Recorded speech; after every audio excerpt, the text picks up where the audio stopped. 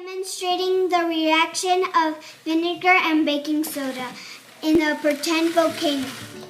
I'm going to be first making a volcano with flour, salt, water, and oil.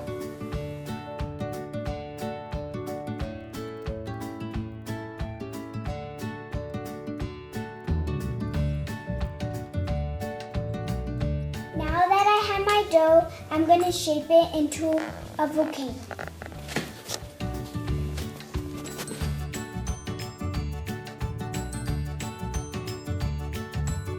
I'm painting it brown so it can look like a real volcano.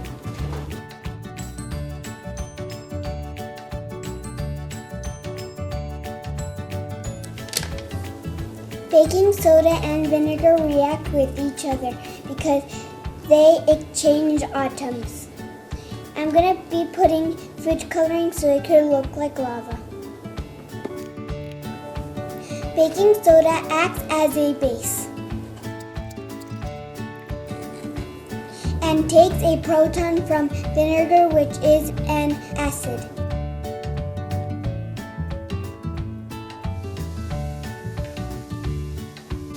The reaction releases gas because when the baking soda receives the protein of vinegar, it transforms into water and carbon dioxide, which is gas. Now, this is not how real volcanoes erupt. Our family mix vinegar and baking soda. We use it to clean the carpet and the bathrooms.